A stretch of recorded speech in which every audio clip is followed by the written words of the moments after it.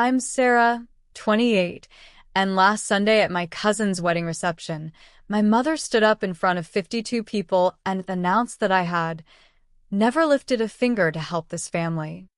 The silence that followed was deafening. What she didn't know was that I had been secretly funding their mortgage for 3 years, paying my brother's college tuition, and covering Dad's medical bills after his heart attack. As every head turned toward me, I made a decision that would change everything. I stood up, walked to the exit, and never looked back. But the story of how we got to that moment and what happened after is something you need to hear. Before we dive into this family drama that rivals the most shocking revenge stories on Reddit, I need to ask you something. What do you think happened next? Did I expose their lies right there at the wedding? Did karma come back to bite them? Drop your predictions in the comments below, and don't forget to hit that like button if you've ever felt unappreciated by your own family. Subscribe for more real-life drama stories, because trust me, this tale of family betrayal and ultimate justice will leave you speechless. Let's get into how this perfect storm of deception began. Growing up, I was always the responsible one. While my younger brother Jake partied through high school, I worked 2 jobs to help pay for groceries. When Mom complained about bills, I quietly slipped cash into her purse. When Dad's business struggled during the 2008 recession, I used my college fund to help them avoid foreclosure. They never asked me to do these things. I just did them, because that's what family does, right? After graduating with a business degree I paid for entirely through scholarships and student loans, I landed a marketing job at a tech startup. The hours were brutal, but the pay was good. Really good. While my friends were buying designer clothes and taking Instagram-worthy vacations, I was living in a tiny studio apartment, driving a used Honda, and sending most of my paycheck home. The first major financial crisis hit when Dad had his heart attack 3 years ago. The medical bills were astronomical. Even with insurance, we were looking at over $40,000 in out-of-pocket expenses. Without hesitation, I emptied my savings account and set up a payment plan. Mom cried when I told her not to worry about it, that I had it covered. "You're our angel," she said, hugging me tight. But here's where things get complicated. Dad's recovery was slow, and he couldn't return to his construction job. The family business, a small landscaping company, was hemorrhaging money. Mom had never worked outside the home, and Jake was still in community college, having changed majors 3 times. The financial pressure was crushing them, and by extension, crushing me. I started working overtime, picking up freelance projects, even selling my grandmother's jewelry to make ends meet. Every month, I transferred $2,800 directly into their checking account, enough to cover the mortgage and utilities. I told them it was a temporary loan until Dad got back on his feet, but we all knew better. This became my new normal: work 60-hour weeks, live on ramen and peanut butter sandwiches, and watch my family slowly stabilize while I quietly fell apart. The breaking point should have come when Jake decided to transfer to a 4-year university. The tuition was $18,000 per semester. When Mom called me, crying about how they couldn't afford it, I didn't even hesitate. I took out a personal loan against my 401k and paid his first year up front. Jake never thanked me directly. I got a text that said, "Appreciate it, sis," with a thumbs-up emoji. What hurt wasn't the lack of gratitude. It was the growing sense that my sacrifices were becoming invisible. At family dinners, they'd talk about their plans for the future as if the money just magically appeared. Dad would discuss expanding the business, Mom would show off new kitchen appliances, and Jake would complain about his professors like his biggest problem was academic stress. Meanwhile, I was calculating whether I could afford both groceries and gas that week. The invisibility reached its peak during Christmas last year. The family exchanged expensive gifts: a new iPad for Mom, designer boots for Dad, gaming equipment for Jake. When I opened my present, it was a $15 candle from the drugstore with the price tag still on it. The irony wasn't lost on me. I had funded their entire holiday shopping spree, and I got the leftover afterthought. But the real kicker came during conversations about family contributions. At Easter dinner, Uncle Pete made some comment about how Sarah's doing so well for herself, living the single life with no responsibilities. Mom nodded enthusiastically and added, "She's so lucky she doesn't have to worry about supporting anyone else." I nearly choked on my ham. Here I was, single-handedly keeping them afloat, and they were painting me as the carefree, selfish daughter who had it easy. That's when I realized the devastating truth. They had rewritten history in their minds. My contributions weren't sacrifices. They were just expected. I wasn't their savior. I was simply fulfilling my role as the successful child who should naturally support the struggling family. The money I sent wasn't a gift or even a loan, it was an obligation. And because they never had to ask for it directly, they could pretend it didn't exist when it was convenient. The cognitive dissonance was staggering. In private, Mom would call me her lifeline and talk about how lost they'd be without me. But in public, in front of extended family or family friends, I was portrayed as the distant daughter who was too busy with her career to help out. They needed to maintain their pride, and apparently, that meant erasing my contributions from the narrative. This double life they created was eating me alive, but I didn't know how to address it without seeming like I was keeping score or expecting praise for helping family. So I stayed silent, continued sending money, and watched as my resentment grew stronger with each passing month. The lies started small, almost innocent. At my cousin Maria's birthday party 6 months ago, I overheard Mom telling Aunt Linda about their financial turnaround. According to her version of events, Dad's recovery had been miraculous, and his return to work had completely stabilized their situation. "We're finally back on our feet," she said proudly. "We even managed to pay off some old debts." I stood frozen by the kitchen door, holding a plate of cake I suddenly couldn't swallow. The old debts she was referring to were Dad's medical bills, the same bills I had been paying in $500 monthly installments for 2 years. But in Mom's retelling, their improved finances were due to Dad's determination and hard work, not their daughter's silent sacrifice. The narrative became more elaborate over time. At Jake's college graduation party, I listened in horror as Dad told our neighbors how they had tightened their belts and made some smart financial decisions to afford Jake's education. He spoke with such conviction about their budgeting and sacrifices that I almost started to doubt my own bank statements. The $36,000 in tuition I had paid apparently didn't exist in this version of reality. But the most gut-wrenching moment came during a family barbecue in July. Extended family was visiting from out of state, and conversation naturally turned to how everyone was doing. When Uncle Pete asked about their house, the same house I had been secretly helping them keep, Mom launched into a speech about the power of perseverance and faith. "When things got tough," she said, her voice taking on an almost preachy tone, "we didn't give up. We didn't ask for handouts. We rolled up our sleeves and worked harder." That's what family values are about, taking care of yourself and not being a burden on others. The irony was so thick I could have cut it with a knife. Every word was a direct contradiction of reality. They had been asking for handouts from me. They hadn't taken care of themselves. I had taken care of them. And they had been a burden I had willingly carried because I loved them. What made it worse was the way they looked at me during these speeches.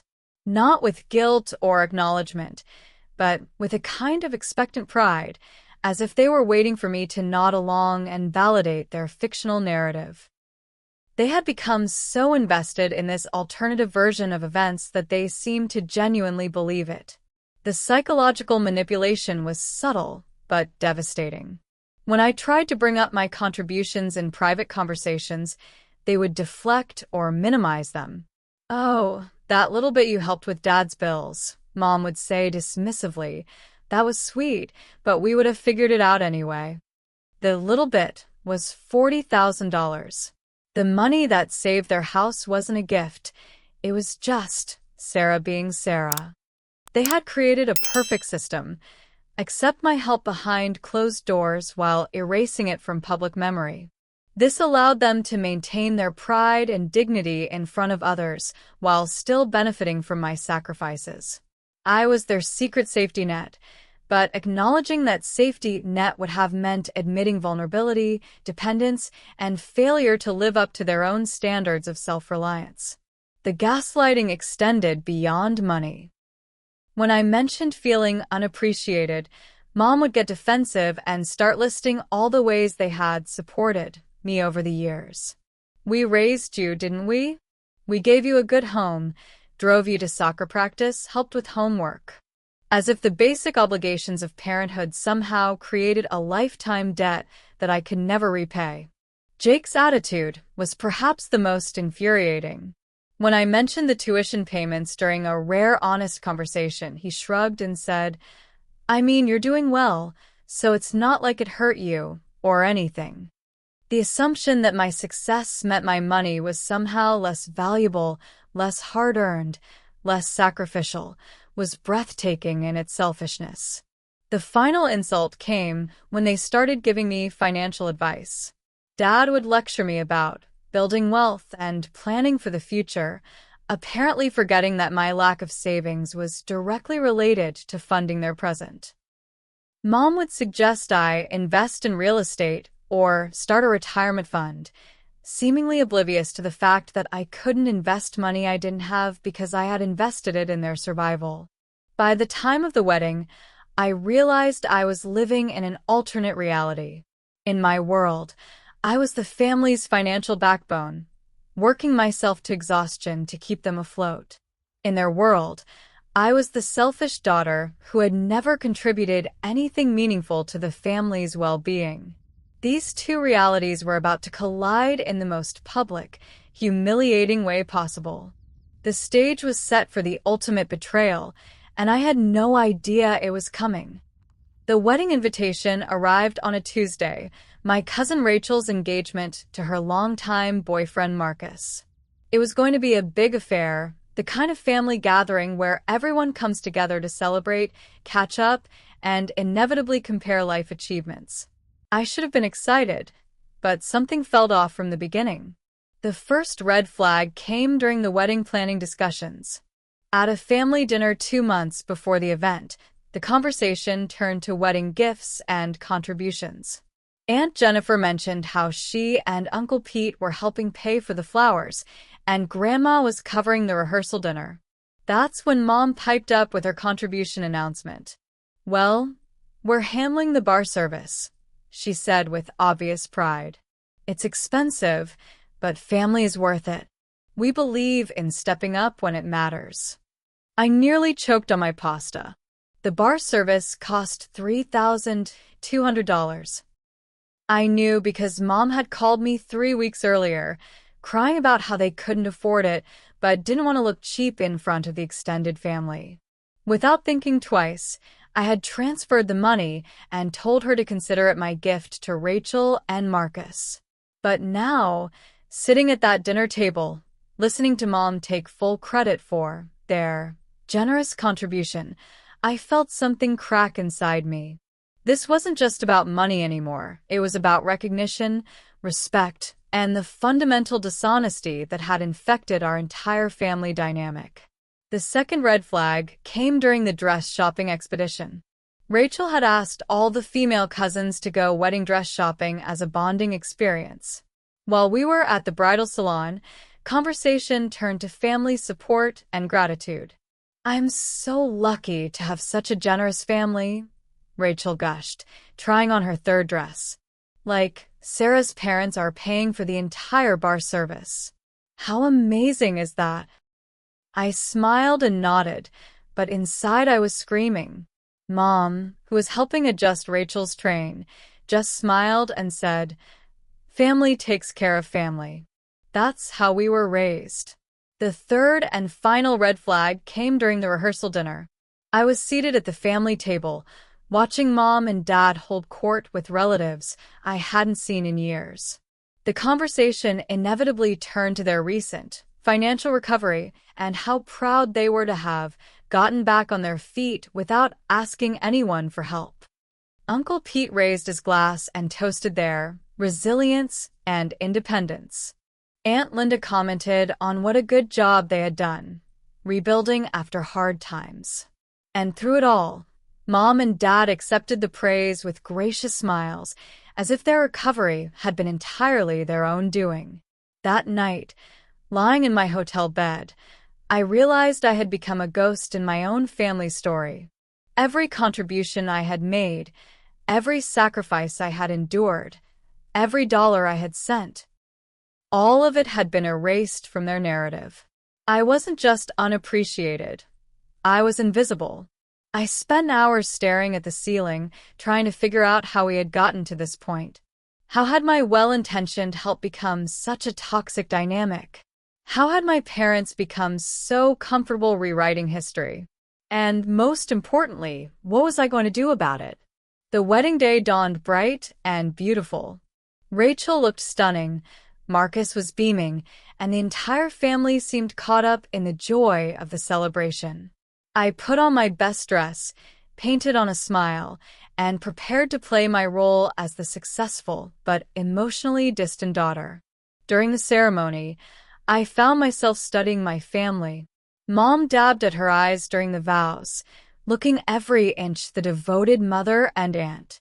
Dad stood proud and tall, the picture of family patriarch.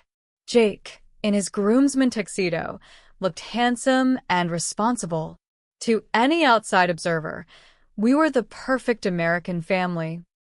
Stable, loving, supportive. But I knew the truth. Behind the facade of family harmony was a web of financial dependence, emotional manipulation, and calculated dishonesty. I was the puppet master pulling all the strings, but I was the only one who seemed to remember that the strings existed. The reception started beautifully. Rachel and Marcus had their first dance, dinner was served, and the champagne flowed freely, champagne that I had unknowingly purchased through my bar service contribution. I was actually starting to enjoy myself, thinking maybe I could get through the night without incident. That's when the speeches began. After the traditional toasts from the maid of honor and best man, the microphone was passed around to various family members who wanted to share memories and well wishes. Uncle Pete told a funny story about Rachel as a little girl. Grandma shared wisdom about marriage. Aunt Linda gave a tearful tribute to family bonds. And then the microphone made its way to my mother. She stood up slowly, smoothing her dress, and looked around the room with that particular expression she gets when she's about to say something she considers profound. The room fell quiet, and I felt a chill of premonition run down my spine. "I want to talk about family," she began, her voice carrying clearly through the sound system. "About what it means to be there for each other, to sacrifice for each other, to put family first." I should have seen it coming. I should have recognized the setup. But I was caught off guard, still thinking she might actually acknowledge my role in keeping our family together. Instead, she delivered the words that would change everything forever. "You know," Mom continued, her voice gaining confidence as she warmed to her theme, "there are different kinds of family members. There are those who understand that family means sacrifice, who put others before themselves, who give without expecting anything in return." A murmur of agreement rippled through the reception hall. People were nodding, settling in for what they assumed would be an inspirational speech about love and commitment. I felt my stomach begin to twist, sensing where this might be heading.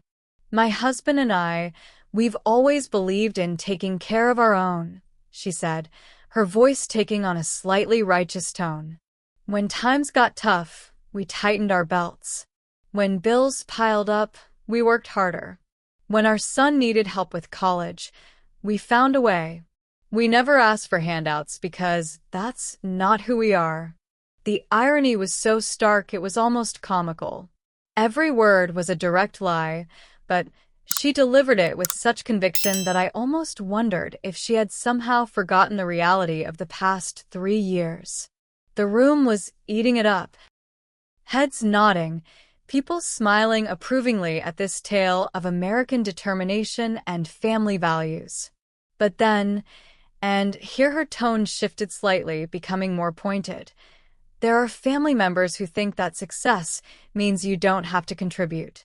Who think that having a good job means you're too important to help out when family is struggling. My blood turned to ice. She wasn't. She couldn't be. Not here, not in front of all these people. Some people, she continued, her eyes scanning the room but somehow never quite landing on me, think that family is something you take from, not something you give to. They show up for the good times, the weddings, the celebrations, but when there's real work to be done, when sacrifices need to be made, they're nowhere to be found. The room had gone completely silent now. This wasn't the inspirational family speech people had been expecting. This was something else entirely. A public airing of grievances that made everyone uncomfortable. I could see guests shifting in their seats, glancing at each other with confused expressions. "I'm not naming names," Mom said, and then she did the thing that destroyed me completely. She looked directly at me, held my gaze for a long, deliberate moment, and then continued. "But there are some family members who have never lifted a finger to help this family, who have watched us struggle and done nothing, who think their success excuses them from basic family responsibilities." The silence that followed was deafening. Every single person in that room turned to look at me. 52 pairs of eyes, all focused on the ungrateful daughter who had apparently abandoned her family in their time of need. I could feel the judgment, the disappointment, the pity for my parents who had raised such a selfish child. My face burned with humiliation. My hands trembled as I reached for my water glass, trying to buy time, trying to process what had just happened. This was my mother, the woman who had called me her lifeline, who had cried tears of gratitude when I paid Dad's medical bills, who had hugged me and called me an angel. And she had just publicly branded me as the family failure in front of everyone who mattered to us. The worst part wasn't the lie itself. It was the masterful way she had crafted it.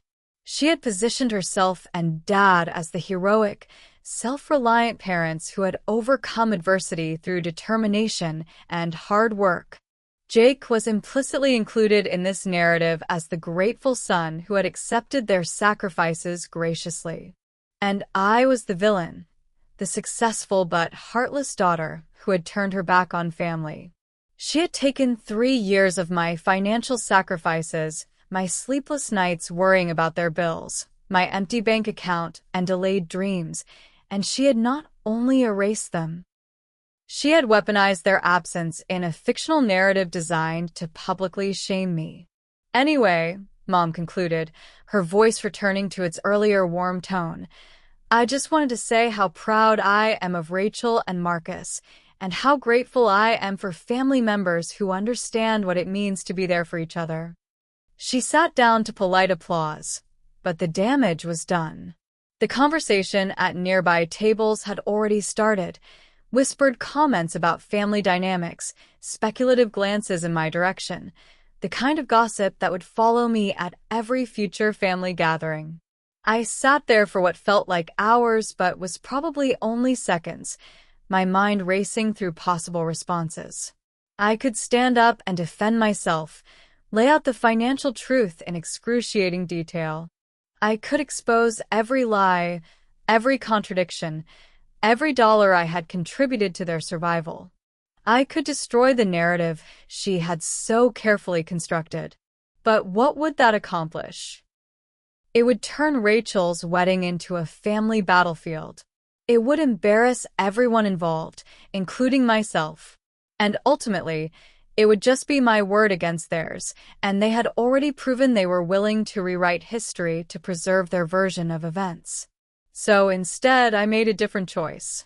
I stood up slowly, picked up my purse, and walked toward the exit. No dramatic speeches, no shouting matches, no scene that would overshadow the wedding. Just a quiet exit that spoke louder than any words could have. As I passed the head table, I caught Rachel's eye. She looked confused and concerned, probably wondering if I was feeling sick or had received an emergency call. I managed a small smile and mouthed congratulations before continuing toward the door. I could feel every eye in the room following me, could practically hear the mental notes being taken for future family gossip sessions. But for the first time in 3 years, I didn't care what they thought. The woman who had just stood up and publicly humiliated me wasn't the mother I had been trying to please and protect. She was a stranger who had stolen my identity and twisted it into something unrecognizable. The cool evening air hit my face as I stepped outside, and I realized I was shaking, not from fear or sadness, but from rage. Pure, clarifying rage at the injustice of it all. They had taken everything from me, my money, my sacrifices, my dignity, and they had somehow convinced themselves that I was the problem. That night, sitting in my hotel room, I made a decision that would change everything. I wasn't going to argue with their narrative. I wasn't going to fight for recognition or appreciation. I was going to give them exactly what they claimed they wanted, a daughter who never helped the family. If that's the story they wanted to tell, I would make it true. I didn't sleep that night. Instead, I sat at the hotel desk with my laptop open, staring at 3 years' worth of bank statements, loan documents, and financial records. The evidence of my contributions was overwhelming. $127,000 in direct payments, plus thousands more in gifts, emergency funds, and miscellaneous expenses I had covered without a second thought. But more than the money, I was looking at 3 years of my life. 3 years of 60-hour work weeks, of saying no to vacations and social events, of living in a cramped studio apartment while they upgraded their kitchen. 3 years of stress-induced insomnia, of skipping meals to stretch my budget, of putting my own dreams on hold to fund theirs. And for what? So my mother could stand up at a wedding and paint me as the selfish daughter who had never contributed anything? So my father could lecture me about financial responsibility while I paid his mortgage? So my brother could complain about his professors while I funded his education? The rage I felt wasn't hot and explosive, it was cold and calculating. They had made a choice to erase me from their story, and now I was going to make a choice of my own. I opened a new document on my laptop and began to write. Not an angry letter or an emotional plea for recognition, but a calm, factual record of every contribution I had made. Every bank transfer, every loan payment, every emergency fund. I included dates, amounts, and screenshots of transactions. It wasn't for them, it was for me, a way to validate my own reality before they convinced me I had imagined it all. When I finished the document, it was 47 pages long. The next step was harder. I logged into my online banking and began the process of canceling every automatic transfer, every recurring payment, every financial connection I had to their survival. The mortgage assistance, the medical bill payments, Jake's tuition fund. All of it stopped with a few clicks of a button, but that wasn't enough. If they wanted to pretend I had never helped them, I needed to ensure that narrative became reality going forward. I wouldn't just stop helping, I would systematically undo the safety nets I had created without their knowledge. The first was the mortgage assistance. For 2 years, I had been making supplementary payments that kept them current on their loan. I called the bank and confirmed that without these payments, they would be behind within 2 months and facing foreclosure proceedings within 6 months. The second was Dad's medical debt. I had been paying the monthly minimums on a payment plan that would take 8 more years to complete. Without my contributions, the account would go into default, affecting their credit and potentially leading to wage garnishment. The third was Jake's education. His final semester was coming up, and the $18,000 tuition payment was due in 6 weeks. I had set up an automatic transfer to cover it, but now that transfer was canceled. Unless they found another way to pay, he wouldn't be able to graduate. I felt a moment of guilt. Was I being too harsh? Was I punishing them too severely for what was essentially a public relations mistake? But then I remembered the look in Mom's eyes when she singled me out in that speech, the calculated cruelty of painting me as the family villain while I had literally been keeping them afloat. No, this wasn't too harsh. This was justice. The final piece of my plan was the most important: complete financial transparency. If they wanted to know why their safety net had suddenly disappeared, they would have to acknowledge that it had existed in the first place. I drafted a letter explaining my decision, including a detailed breakdown of every contribution I had made and why I was withdrawing my support. But I didn't send it immediately. Instead, I decided to wait and see how long it would take them to notice. Would they call me when the first mortgage payment was late? When Jake's tuition bill went unpaid?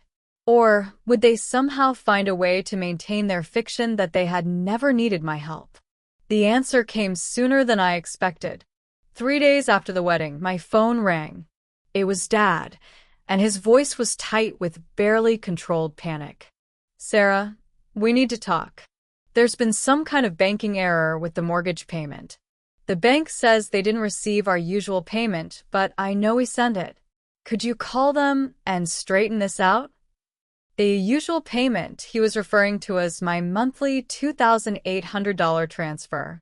The fact that he called it our payment despite never contributing a penny to it was almost laughable.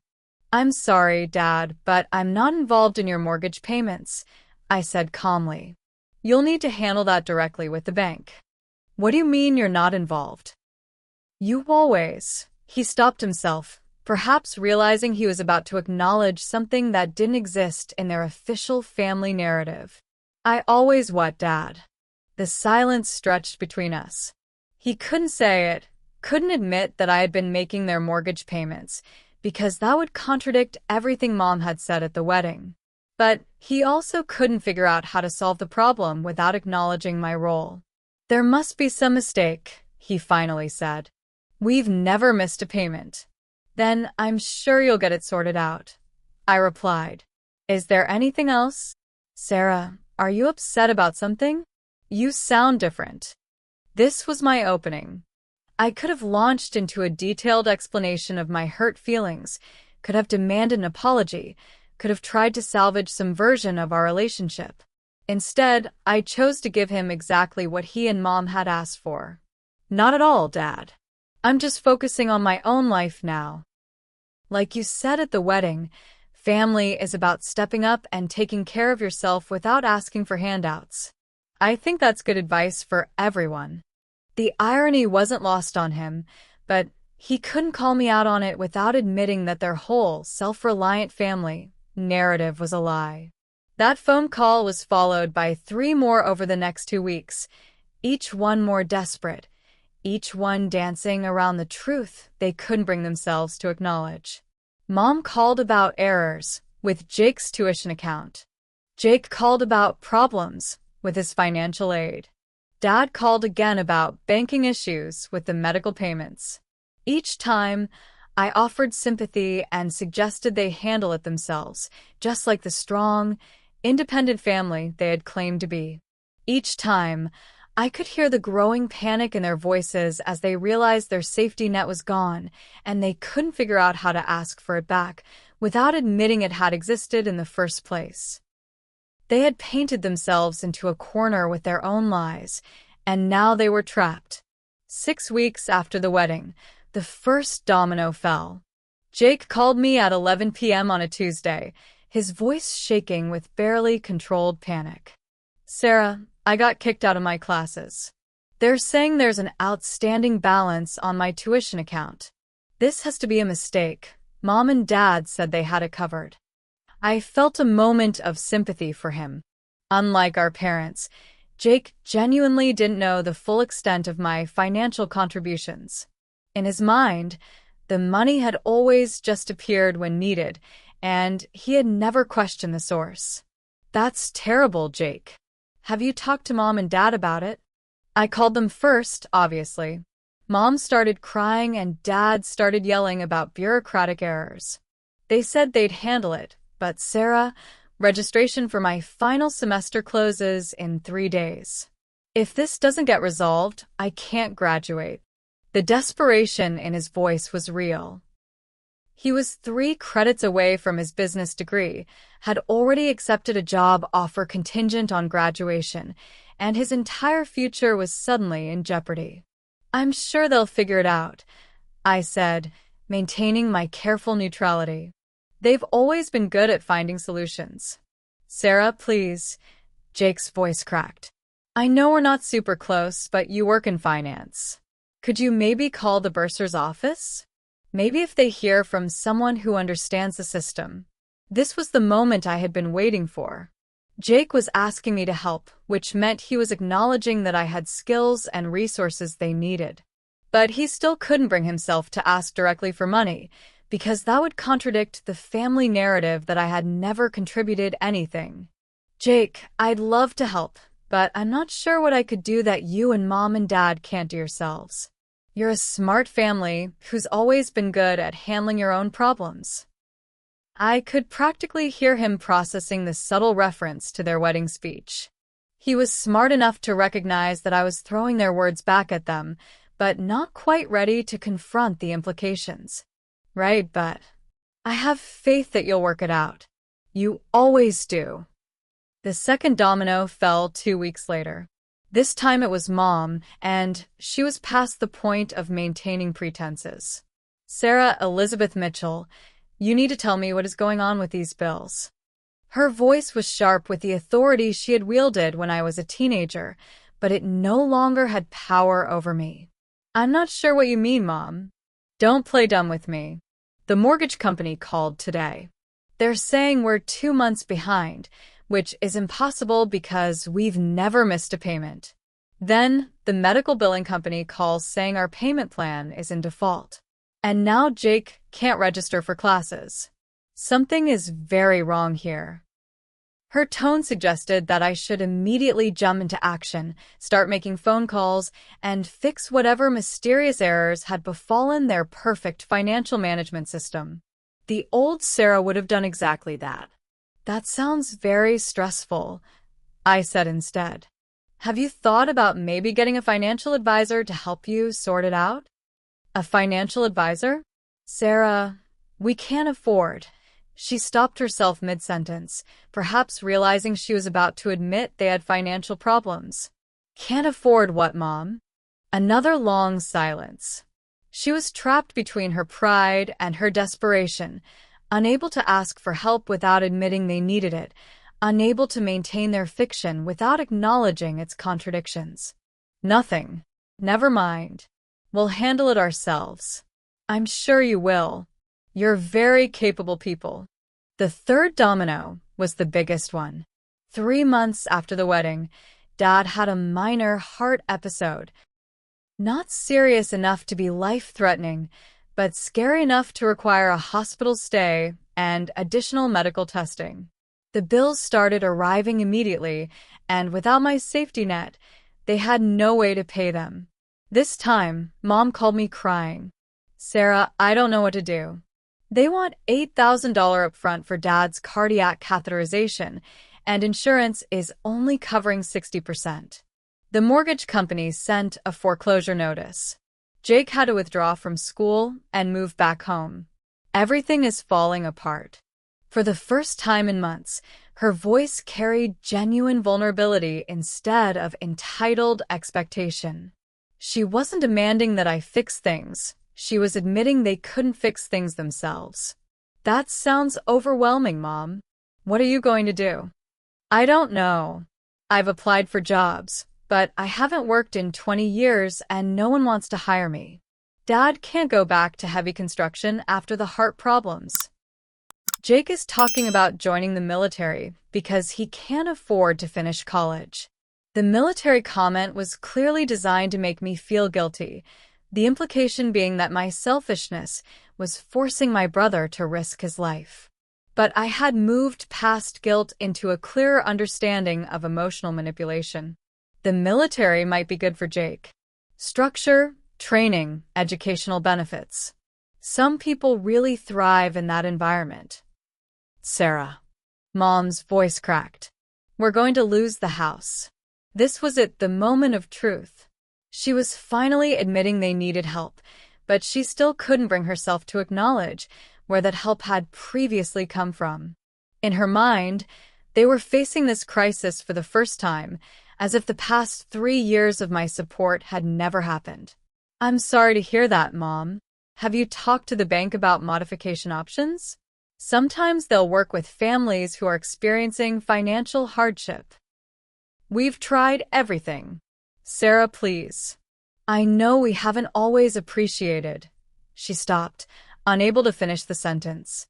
Haven't always appreciated what, Mom? I know you think we don't value family, but... Mom, you stood up at Rachel's wedding and told 52 people that I never helped the family. You made it very clear how you feel about my contributions. I'm just trying to respect your independence. Finally, the truth was on the table. Not the full truth. She still couldn't admit the extent of my past support, but at least an acknowledgement that her wedding speech had been hurtful and inaccurate. Sarah, I was upset that night. I felt like you were pulling away from the family, and I said things I shouldn't have said. Pulling away how? You never call anymore. You don't visit as much. You seem distant at family events. The irony was breathtaking. I had been distant because I was exhausted, physically, emotionally, and financially drained from supporting them while receiving no recognition or appreciation. My withdrawal hadn't been selfishness, it had been self-preservation.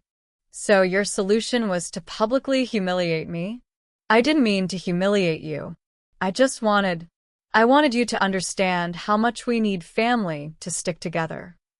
And you thought the best way to accomplish that was to announce that I never helped the family? The silence stretched between us. She couldn't defend her actions without admitting they were indefensible, but she also couldn't apologize without acknowledging the full scope of what she had done. What do you want me to say, Sarah? I want you to tell me the truth, Mom. I want you to acknowledge what really happened over the past 3 years. I don't know what you mean.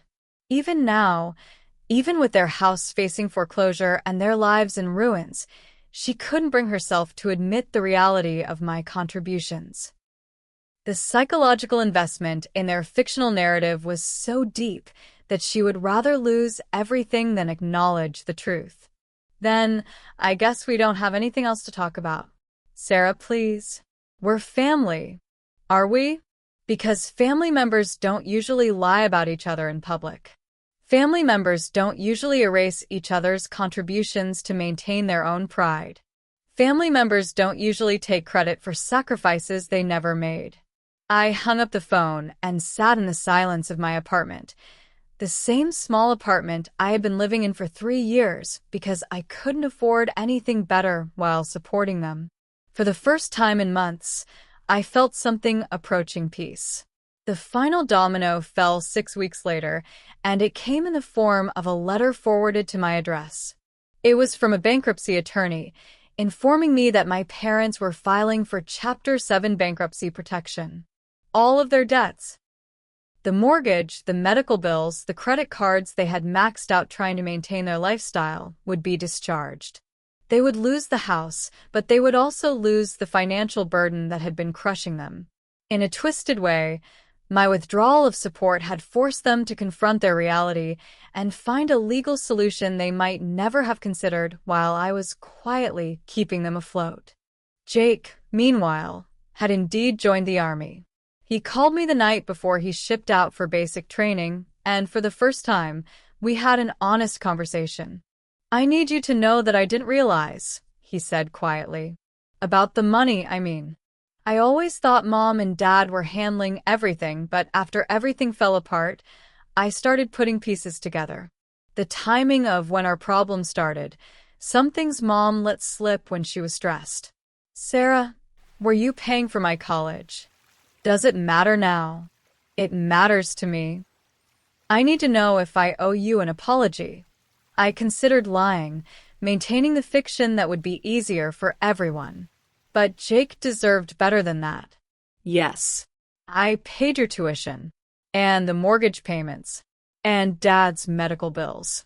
For 3 years. The silence on his end stretched so long I thought the call had dropped. Jesus, Sara. Why didn't you ever say anything? Would it have changed anything if I had? I don't know. Maybe. Probably. God, I feel like such an asshole. You didn't know, Jake. That's not your fault. But I should have known. I should have asked questions. I should have wondered where the money was coming from instead of just being grateful it was there. This conversation, more than any other, helped me understand the complexity of what had happened. Jake wasn't a villain. He was a young man who had been shielded from financial reality by parents who preferred comfortable lies to difficult truths. His gratitude was real, even if it was 3 years too late. The army will be good for you, I told him. You'll learn skills, see the world, figure out who you are outside of this family dynamic. Are you ever going to forgive them? Forgive us? I don't know, Jake. Right now, I'm just trying to figure out how to forgive myself for letting it go on as long as I did. After we hung up, I realized that my plan had worked better than I had ever imagined. I had wanted to give them the experience of being the self-reliant family they claimed to be, and they had ultimately found their own solution. It wasn't a solution they would have chosen, bankruptcy and military service instead of quiet family support, but it was honest in a way our relationship had never been. The price of their pride had been higher than any of us had anticipated, but at least now everyone knew what it actually cost. 2 years later, I was living in a beautiful 2-bedroom apartment downtown, had $25,000 in my savings account, and was being promoted to senior marketing manager with a substantial raise.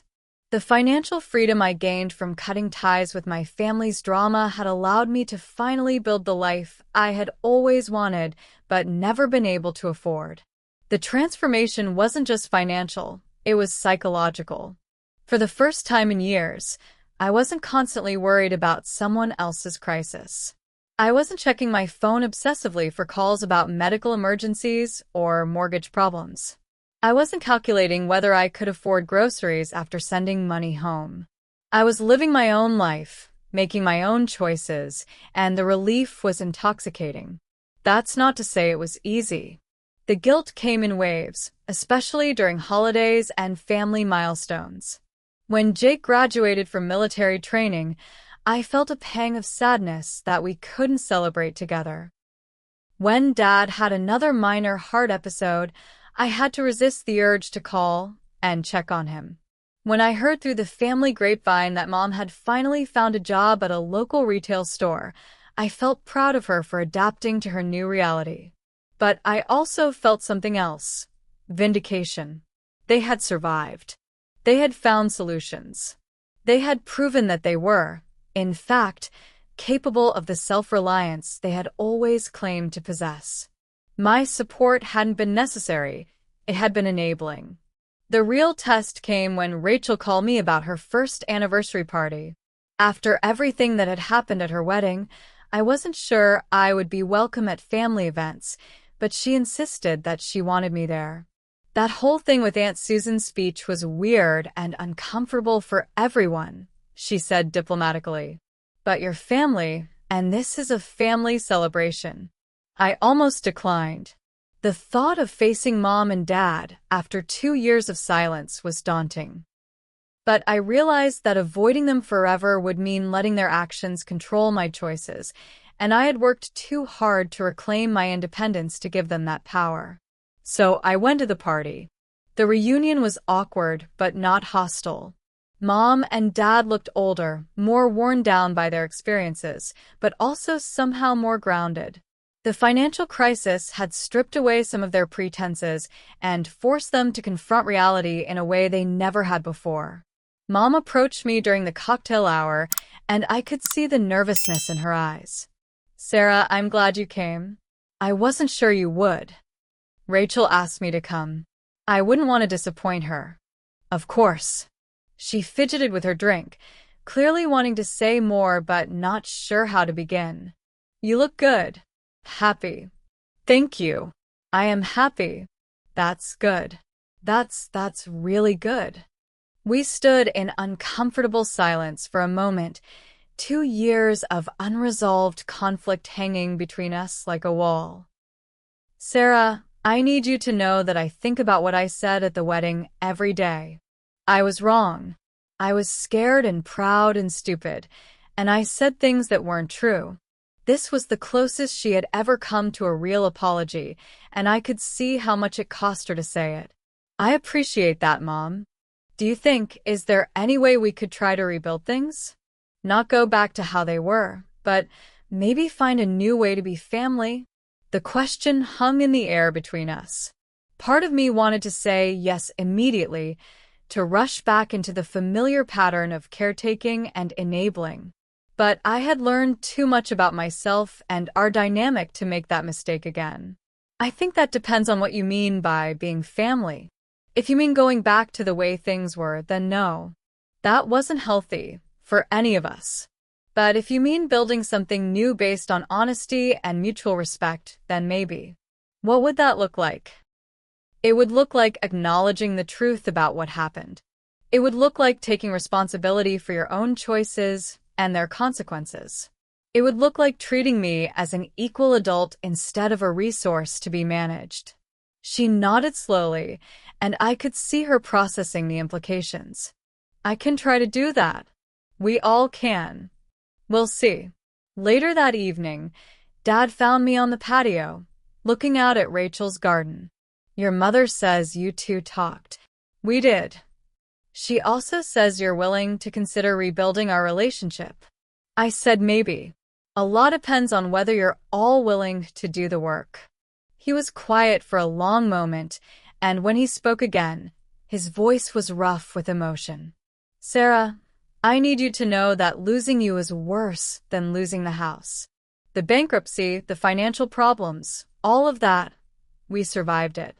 But knowing that we hurt you so badly that you felt like you had to cut us out of your life, that's been the hardest part." This was the most honest thing he had said to me in years, and I felt some of the armor around my heart start to soften. "Then why didn't you call? Why didn't you try to fix things?" "Because I didn't know how to admit I was wrong without admitting how wrong I had been. The lies we told, the things we let people believe. I was ashamed, Sarah. I still am." Shame is a start, Dad. But it's not enough. If we're going to rebuild anything, it has to be based on truth. "Then here's the truth," he said, turning to face me directly. "You saved us. For 3 years, you kept us afloat when we would have drowned. You sacrificed your own happiness and financial security to give us a chance to recover, and instead of being grateful, we convinced ourselves that we deserved it. We rewrote history to make ourselves the heroes and you the villain, and it was wrong. It was cruel. And I'm sorry." The apology was everything I had wanted to hear 2 years ago, and it meant something now, but it also couldn't undo the damage that had been done. "I accept your apology, Dad. But accepting it doesn't mean everything goes back to normal."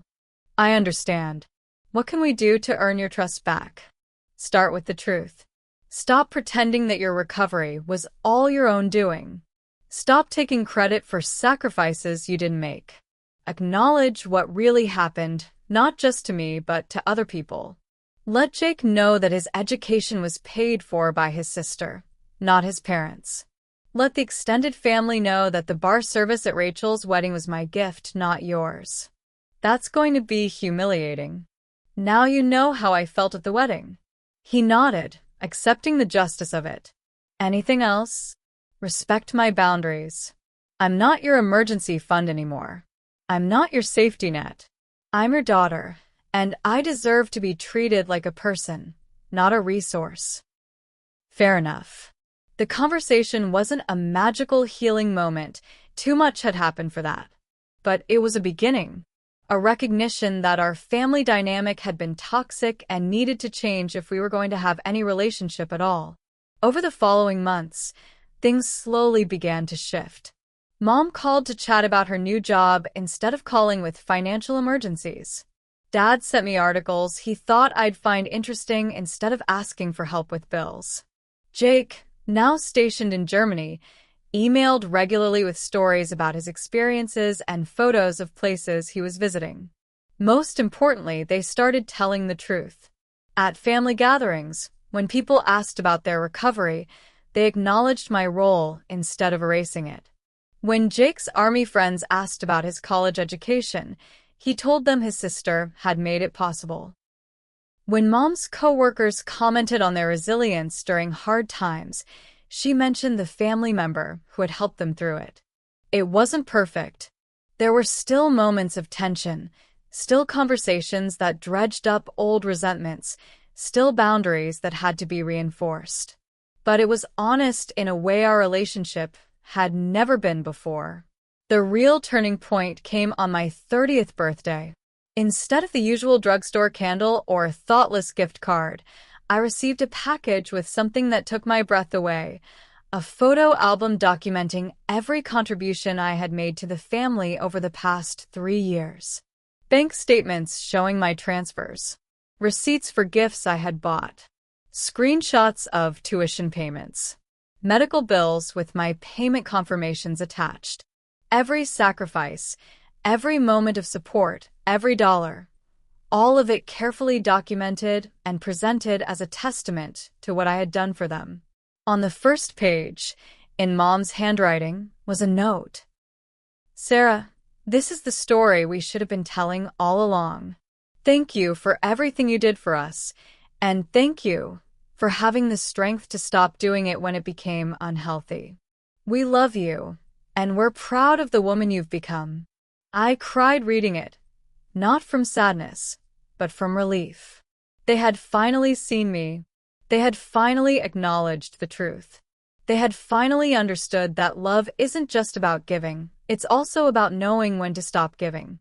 As I sit here today, sharing this story with all of you, I realize that the greatest revenge wasn't the financial consequences my family faced when I withdrew my support. It wasn't watching them struggle or forcing them to confront their lies. The greatest revenge was building a life so fulfilling and authentic that their opinion of me stopped mattering. They had tried to make me the villain in their story, but I had written my own story instead. One where I was the hero who had the courage to choose self-respect over self-sacrifice. The question I want to leave you with is this. Have you ever found yourself in a situation where your kindness was taken for granted, where your sacrifices were erased from the narrative, where your love was used against you? How did you handle it? Did you find the strength to set boundaries, or are you still caught in the cycle of giving without receiving? And here's the deeper question. When karma finally caught up with the people who wronged you, did it feel like justice? Or did it teach you something unexpected about forgiveness and family? I'd love to hear your stories in the comments below. If this resonated with you, please hit that like button. It really helps the channel reach other people who might need to hear this message. And if you're not already subscribed, make sure to subscribe and ring that notification bell because I share more stories like this every week about family drama, workplace revenge, and the complex dynamics of human relationships. Share this video with anyone in your life who might be struggling with similar family issues. Sometimes knowing you're not alone in these experiences can make all the difference. Thank you so much for listening to my story and for being part of this community where we can share our experiences and learn from each other. I wish all of you the courage to set boundaries, the wisdom to know when to walk away, and the strength to choose your own happiness over other people's expectations. Remember, You can't control how others treat you, but you can always control how much access they have to your life, your energy, and your resources. Sometimes the most loving thing you can do for yourself and for others is to stop enabling destructive patterns and start demanding the respect you deserve. Until next time, take care of yourselves and remember that you're worth so much more than how you're treated by people who should know better.